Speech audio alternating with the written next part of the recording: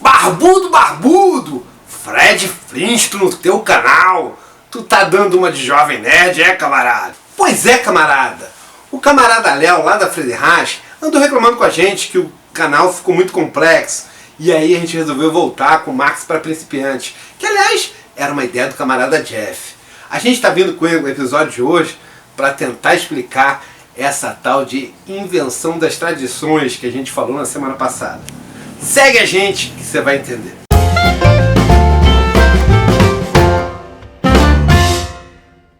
Então, camaradada, semana passada a gente fez um episódio discutindo a bandeira nacional e o programa que o Iberê Tenório, lá do Manual do Mundo, fez dando uma versão definitiva para a origem da bandeira nacional.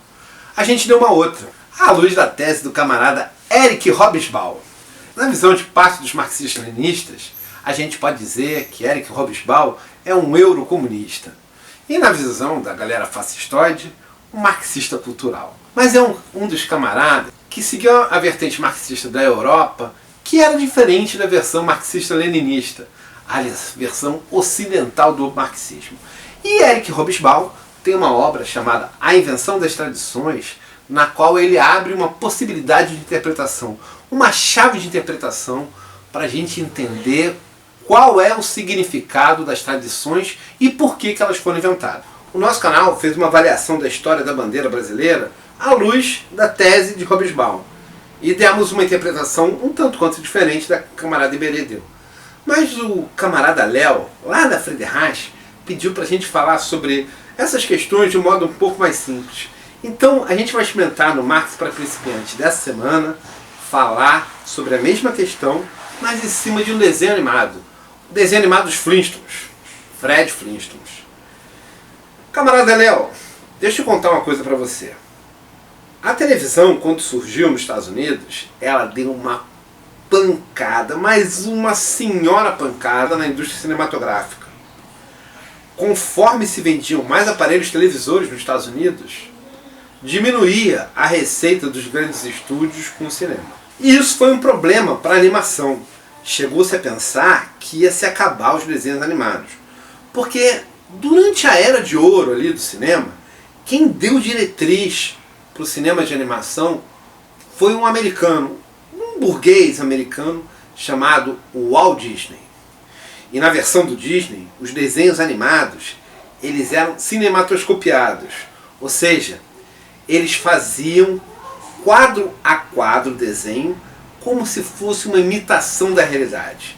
Eram desenhos realistas. E dentro dessa estética era impossível fazer animação para TV, porque o valor para se fazer uma animação era muito caro. E um programa de TV nunca conseguiria ter o orçamento que tinha um filme de cinema.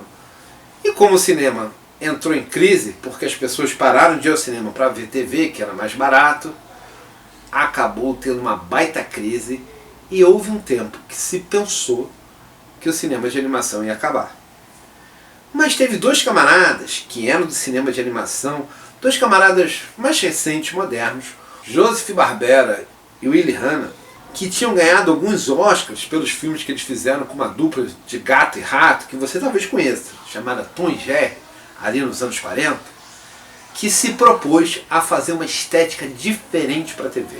Os camaradas partiram de um estúdio alternativo, um estúdio de animação que fazia algumas animações diferentes para o cinema, chamado UPA. A UPA tinha uma visão moderna, uma estética moderna, um jeito moderno de fazer desenho. E, seguindo a estética semelhante da UPA, os camaradas Hanna-Barbera conseguiram fazer desenhos animados mais baratos, baratearam o processo de fazer animação. Usaram fundos simples e animações que eles podiam repetir várias vezes no decorrer de uma série de desenhos animados. Graças a isso, camarada Léo, eles conseguiram baratear os custos de produção do desenho animado. E fazendo isso do modelo capitalista, exploraram a mão de obra dos desenhistas e conseguiram fazer desenhos animados para a televisão. Camaradada, se você acompanhou a gente até aqui, se você não sabia que os estúdios Hanna-Barbera, que agora é o Cartoon Network, surgiram justamente pela crise da animação com o fim do cinema, ou pelo menos com a crise do cinema que surgiu com o advento da televisão, eu acho que esse vídeo aqui já valeu o seu joinha. E você já sabe, né? Sigam a gente nas nossas redes, se inscrevam no canal se ainda não forem inscritos, aquele joinha de sempre e camaradada, aquele pedidinho, né? Se você puder dar uma ajuda no Apoie-se, vai contribuir muito, principalmente porque nós temos uns equipamentos aqui que estão para lá de capenga e a qualquer momento pode deixar a gente na mão. Os desenhos do estúdio Hanna-Barbera eram mais baratos, tinham um custo de produção menor, e eles ganhavam vendendo o desenho para várias emissoras de TV no mundo inteiro. Eles fizeram tanto sucesso e acertaram tanto na linguagem que eles se arriscaram a fazer um desenho animado para o horário nobre da TV americana. O nome desse desenho era Flintstones, um desenho que se passava na Idade da Pedra, na pré-história. E esse desenho conseguiu cativar o público norte-americano, fez sucesso nos Estados Unidos e ficou muitos anos ocupando o horário nobre da TV, o horário em que tem mais gente plugada na televisão e por isso precisavam dos programas mais populares. Fred Flintstones ficou muito tempo entre os desenhos mais populares. E ele talvez ajude a gente a falar de uma forma mais simples sobre a questão da invenção das tradições. Acompanha comigo, Léo. O objetivo do Hanna-Barbera, quando fizeram um desenho para ocupar o horário nobre, era mostrar o cidadão americano médio, a classe trabalhadora dos Estados Unidos, vivendo no seu dia a dia. E para isso, eles precisavam pegar uma família típica estadunidense e replicar ela em desenho animado. Mas eles não optaram em fazer isso na época que eles viviam. Aliás, muitos anos depois dele vai ter o segundo desenho animado que vai ocupar de novo o horário nobre, que é o Bart Simpson, os Simpsons, que vai fazer exatamente um desenho sobre a atualidade. Mas Hanna-Barbera optaram por fazer essa família típica dos Estados Unidos fora do seu contexto histórico. Deslocaram ela da época em que elas viviam. Descontextualizaram historicamente a família estadunidense. E isso vai nos facilitar a entender o ponto do camarada Eric Hobsbawm quando ele fala das tradições. Hanna-Barbera, quando decidiram fazer um desenho para o horário nobre americano, já tinham na cabeça que eles iam tirar a família norte-estadunidense, família norte-americana, do seu contexto histórico. Mas eles tinham dúvida sobre em que momento da história eles iam reproduzir exatamente a família tal qual ela era. Eles ficaram na dúvida entre fazer na Roma Antiga, entre fazer no futuro, entre fazer no Velho Oeste, ou, que foi a opção que eles acabaram tomando, fazer na pré-história. O objetivo era fazer uma família típica dos Estados Unidos, vivendo na pré-história. Como se na pré-história, o modo de produção, a forma como os seres humanos vivessem, já fosse exatamente aquela que existia nos Estados Unidos em 1959. Então, Fred Flintstones, que era o personagem principal, vivia numa casa do subúrbio, gostava de jogar golfe, ouvia música como a dos Beatles, e tinha um trabalho, era um operário fabril com um patrão, a quem se dedicava, embora reclamasse bastante.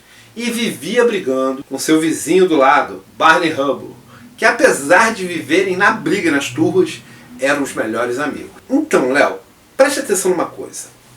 Quando se cria essa imagem da pré-história, é claro que nenhuma criança, nem nenhum adulto imaginou que na pré-história se via daquela forma. Mas os dois camaradas incutem uma ideologia, uma ideia na cabeça das pessoas que assistem a série, de que aquela forma que eles vivem, aquela forma que eles existem, aquela forma que eles coabitam ali nos Estados Unidos em 1959, é uma forma que existiu desde sempre, desde a época pré-histórica.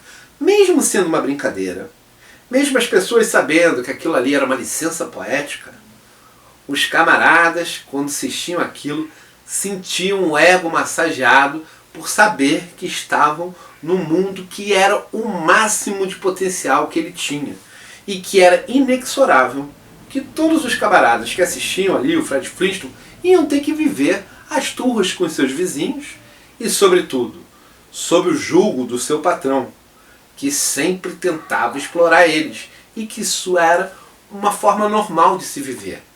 É assim que a vida acontece. Os estúdios, muitos anos depois, lançaram a versão do que seria o Fred Flintstone se fosse na Roma Antiga, com os mussarelas, que viviam exatamente o mesmo tipo de desenho do Fred Flintstone, com um pouco menos de pompa, com menos roteiristas e menos artistas trabalhando ali naquela animação, mas seguia exatamente essa ideia que eu acabei de te falar, que era a ideia que eles tinham para os Fred Flintstones antes de resolverem que ia ser realmente na pré-história.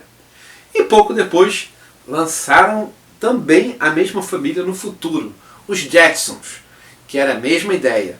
Embora fosse em 2000 e pouco, embora os aparelhos tecnológicos fossem altamente desenvolvidos, o Jetson vivia exatamente o mesmo tipo de vida e, sobretudo, a mesma exploração de classe.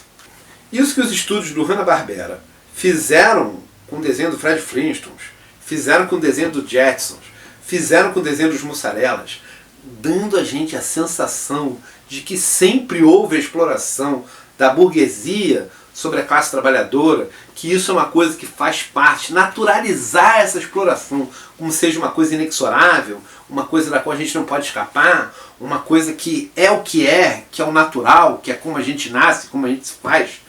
Ou seja, descontextualizar a exploração da burguesia sobre a classe trabalhadora e fazer isso parecer uma coisa natural, que existiu desde sempre, é uma forma de criar uma ideologia, de criar a sensação, na classe trabalhadora sobretudo, de que o mundo sempre foi assim e sempre será assim.